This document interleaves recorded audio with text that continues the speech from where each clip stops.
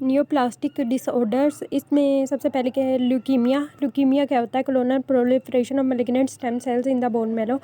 मतलब bone marrow में malignant stem cells बहुत ज़्यादा तादाद में बनना शुरू हो जाएं तो उसे हम कहते हैं कि ल्यूकीमिया है। Present when greater than 25% blast cells are present in bone marrow aspirate. Bone marrow aspirate में अगर ब्लास्ट सेल्स की तादाद 25% से ज़्यादा हो जाए तो ल्यूकीमिया का इंडिकेट करेगा। Blast cells inhibit the function of bone marrow. Acute lymphocytic leukaemia 75% है, लिम्फाइड सेल्स की वजह से होता है। कि माइलॉइड ल्यूकीमिया 25% है, माइलॉइड सेल्स की वजह से होता है। अच्छा, कॉजेटिव फैक्टर्स इसके क्या है, उसके लिए निमोनिक बनाया हुआ है CV ग्रिड। मोस्टली आइडियोपैथिक होता है, क्रोमोसोमल अबनॉर्मेलिटीज़ होती हैं इसमें, जिसमें डाउन या फेंकोनाए होता है, और viral infection HTLV1 HTLV2। Genetic factors होते हैं, रैंडम एक्सपोजर होता है, इम्यूनोडेफिशिएंसी या ड्रग्स। ये सारे पॉजिटिव फैक्टर्स हैं जिसकी वजह से ल्यूकीमिया के चांसेस इंक्रीज़ होते हैं। Radiation, immunodeficiency, drugs. पैथोफिजियोलॉजी इसकी क्या है कि डिजीज़ मोनोक्लोनल होती है और लेवल ऑफ डिफरेंशिएशन इसका वेरिएबल है। ये होती है जब greater than 25% blast cells bone marrow aspirate में आ जाएँ, ये हमने पहले भी देख लिया। और physical replacement of bone marrow हो, जिससे पैनसाइटोपिनिया होती है। और क्लासिफिकेशन इसकी क्या है, morphological classification of acute lymphoblastic leukaemia. Category morphological features L1 small scanty cytoplasm और uniform appearance. L2 large more cytoplasm heterogeneous in size and shape. L3 large होता है, मॉडरेटली अबंडेंट बेजोफिलिक साइटोप्लाज्म होता है। Cytoplasm vacuolation cells are similar to those in Burkitt's lymphoma. इसमें जो वैक्यूलेशन sales होते हैं वो बर्किट लिम्फोमा जैसे होते हैं। सेल सरफेस मार्कर्स इसमें क्या होंगे, पहले तो हमने मॉर्फोलॉजी देखी, अब सेल सरफेस मार्कर्स इसमें क्या होंगे। T सेल्स जिसे CD2 से लेकर 12 तक होते हैं। B cell CD19-20, myeloid CD13, 14, 33 and 34। और तीसरे नंबर पे हम देखेंगे साइटोप्लाज्मिक मार्कर TDT पॉजिटिव और साइटोजेनेसिस फिलाडेल्फिया क्रोमोसोम T922। ये MCQ इसका आ सकता है कि कौन सा क्रोमोसोम की जेनेटिक म्यूटेशन की वजह से होता है। Philadelphia chromosome T922। Clinical findings अब ल्यूकीमिया की क्या है कि इसमें 3 to 5 ईयर ओल्ड बेबी आएगा, सर्वाइकल लिम्फ एडिनोपैथी हुई होगी उसे, लाइक जो हमारे सर्वाइकल लिम्फ नोड्स हैं वहाँ एडिनोपैथी होगी और बोन पेन्स होंगी, स्पेशली इन ALL में होती है। एनीमिया, डिक्रीज्ड RBC होती हैं, वो उसके साइंस हमें पता है कि पिलर वीकनेस, इरिटेबिलिटी या टायर्डनेस के फीचर्स आएंगे। इन्फेक्शंस, क्योंकि WBCs भी कम है तो फीवर, माउथ अल्सरेशन, जिंजावाइटिस या सेप्टिसीमिया होंगे। और हेमरेज, क्योंकि डिक्रीज्ड प्लेटलेट्स हैं, पर्परा, इकाइमोसिस, कम ब्लीडिंग, रेटिनॉल हेमरेजेस, ये सारे फीचर्स आएंगे। हिलार लिम्फ एडिनोपैथी होगी और चेस्ट एक्सरे। अच्छा, ये वैसे हिलार वाली ना हमने उसमें TB के केस में भी देखी थी। और इसमें लेकिन एंटीरियर मीडियस्टाइनल मास होगा इन T सेल ल्यूकीमिया में। हिपेटोमेगैली और स्प्लीनोमेगैली इसमें स्पेशल ये फीचर मिलेगा। बाकी हमने ब्लीडिंग डिसऑर्डर्स में भी देखा, उसमें भी नो हिपेटोमेगैली और स्प्लीनोमेगैली होगी, तो वो रूल आउट कर रहा था। लेकिन अगर होगी हिपेटोमेगैली और स्प्लीनोमेगैली तो हम ALL की तरफ जाएंगे। Orbital swelling with proptosis in AML। Myeloid leukaemia में ऑर्बिटल स्वेलिंग होगी और प्रोप्टोसिस होगी। डायग्नोसिस हम इसके कैसे करेंगे, CBC करवाएंगे। एनीमिया और थ्रोम्बोसाइटोपिनिया मिलेगा। WBC काउंट हमें ग्रेटर देन 50,000 मिलेगा। पेरिफेरल स्मीयर पे ब्लास्ट सेल्स मिलेंगे। चेस्ट एक्सरे मीडियस्टाइनल मास मिलेगा या हिलार लिम्फ एडिनोपैथी। मीडियस्टाइनल मास याद रखना है। और बोन मैरो बायोप्सी इसकी करवाएंगे। तो इसका डायग्नोस्टिक टेस्ट अगर पूछें कि ल्यूकीमिया का क्या है तो वो बोन मैरो बायोप्सी और CSF एग्जामिनेशन करवाएंगे। ट्रीटमेंट इसका क्या है कि ब्लड ट्रांसफ्यूजन करते हैं for anaemia, platelet concentrate transfusion thrombocytopenia के, granulocyte concentrate transfusion for neutropenia. Antibiotic हम देते हैं इन्फेक्शंस को ट्रीट करने के लिए, एलोप्यूरिनोल, ताकि हम हाइपर यूरिसीमिक गाउट को ट्रीट करें जो कि होता है लाइसिस ऑफ सेल्स, और लाइसिस ऑफ सेल्स की वजह से होता है। अल्कनालाइज urine with IV sodium bicarbonate. Analgesics हम देते हैं बोन पेन्स और मायल्जिया, क्योंकि आप अगर कोई भी पेशेंट देखें ना ALL का, उनको स्वेयर बोन पेन्स होती हैं और मसल पेन बहुत ज़्यादा होती है, like they are in severe agony and pain. Adequate fluids और न्यूट्रिशनल सपोर्ट देंगे। प्रोफिलैक्सिस मलेरिया के लिए देंगे। साइकोलॉजिकल सपोर्ट देंगे। स्पेसिफिक इसकी क्या थेरेपी है, रिमिशन के लिए एक निमोनिक हमने बनाया VDAD, VC अब इंक्रिस्टीन, डेक्सामेथासोन, एस्पार्जिनेज और डेनोरुबिसिन। कंसोलिडेशन फेज़ होती है उसके लिए स्पार्जिनेज देते हैं। मेंटेनेंस फेज़ होती है उसके लिए vincristine, prednisone, 6 mercaptopurine and methotrexate. CNS prophylaxis के लिए हम इंट्राथिकल मेथोट्रेक्सेट देंगे। बोन मैरो ट्रांसप्लांट और irradiation. Side effects of drugs used, prednisolone cushingoid appearance, fluid retention, hypertension, peptic ulcer and superadded infections.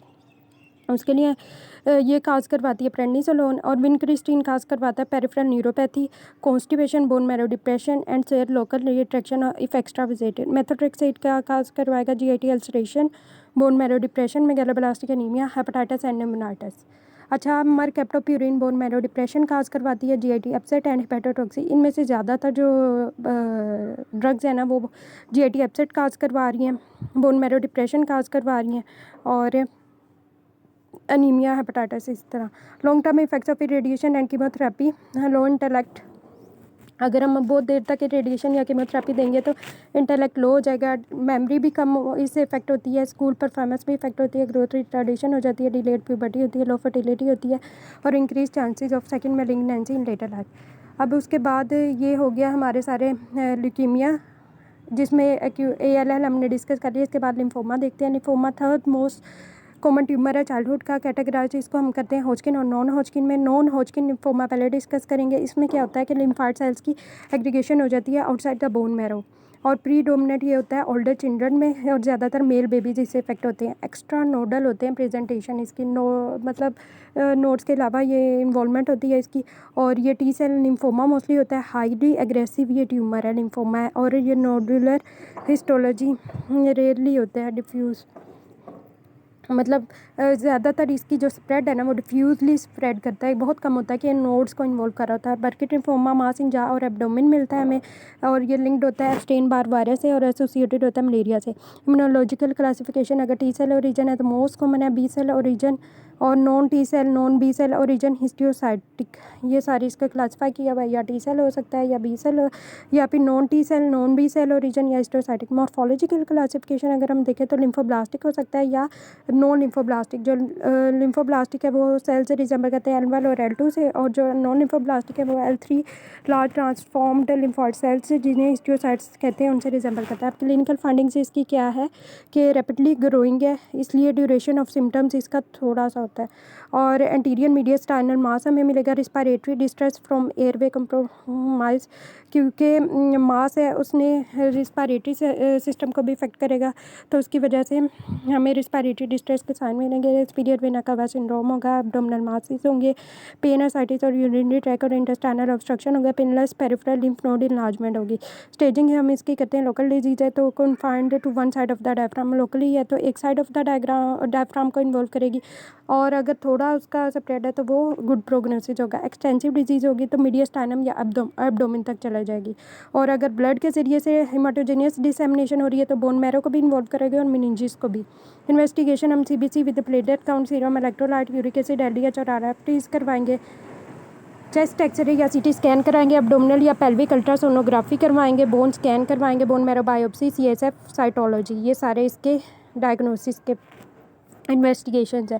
Treatment हम सर्जिकल डीबल्किंग करते हैं, अगर कोई मास है तो उसको रिमूव करवाएंगे। Surgical systemic chemotherapy all patients के हम करते हैं। CNS प्रोफिलैक्सिस मोस्ट पेशेंट में, ताकि ये CNS को इन्वॉल्व ना करे, और रेडियोथेरेपी।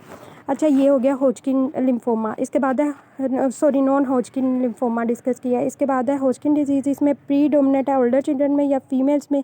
क्लिनिकल फाइंडिंग्स इसकी होती है form localised lymphadenopathy, specially cervical region को इन्वॉल्व करेगा। इसमें सिस्टमिक भी सिम्टम होते हैं, टेम्परेचर 38 डिग्री से एक्सीड कर जाता है, ड्रेंचिंग नाइट स्वेट्स होंगे, वेट लॉस की हिस्ट्री होगी। क्लासिफिकेशन इसकी पॉलीमॉर्फो PMLN लिम्फोसाइट प्रीडोमिनेंट भी हो सकता है, मिक्स्ड सेलुलरिटी लिम्फोसाइट डिप्लॉइटेड या नोडुलर स्क्लेरोसिस, ये चार में इसे क्लासिफाई किया। Lymphocyte predominant, mixed cellularity, lymphocyte depleted and nodular sclerosis. Lymphocyte predominant में ज़ाहिर है हमें लिम्फोसाइट्स मिलेंगे और ज़्यादा मिलेंगे, और रीड स्टर्नबर्ग सेल्स कम मिलेंगे। मिक्स सेलुलरिटी में रीड स्टर्नबर्ग सेल्स ज़्यादा होंगे और admix with reactive cells. Lymphocyte depleted में रीड स्टर्नबर्ग सेल्स ज़्यादा होंगे और रिएक्टिव सेल्स कम होंगे, और नोडुलर स्क्लेरोसिस में फाइब्रोटिक बैंड्स मिलेंगे और रीड स्टर्नबर्ग सेल्स वेरिएंट्स जिन्हें हम लेकिनार सेल्स कहेंगे वो मिलते हैं। तो इसके बाद है staging. Stage 1 one group of nodes, 2 more than one group of nodes, और 3 अगर नोड्स दोनों साइड ऑफ द डायफ्राम को इन्वॉल्व कर गए हैं और स्प्लीन कंसिडर्ड है नोड। और 4 जो है वो है हेमाटोजेनस स्प्रेड लीवर लंग्स और बोन मैरो तक। इन्वेस्टिगेशन इसकी हम कैसे करेंगे, एक्सटर्नल बायोप्सी करवाते हैं लिम्फ नोड्स की, CBC with platelet count, chest X-ray with the measurement of mediastinal ratio, CT chest, neck and abdomen, bone marrow examination, LFTs, RFTs, LDH। Diagnosis हम करते हैं आइडेंटिफाई रीड स्टर्नबर्ग सेल्स, सबसे पहले वो देखेंगे। फिर इसका ट्रीटमेंट हम क्या करेंगे, होजकिन लिम्फोमा का के कम्बिनेशन कीमोथेरेपी कराते हैं, ABVD, एड्रियामाइसिन, ब्लियोमाइसिन, विनक्रिस्टिन, डेकार्बाजिन, मोप, नाइट्रोजन मस्टर्ड, ऑनकोविन, प्रेडनिसोन, प्रोकार्बाजिन और रेडियोथेरेपी। ये हो गया होजकिन और नॉन होजकिन तक। यहाँ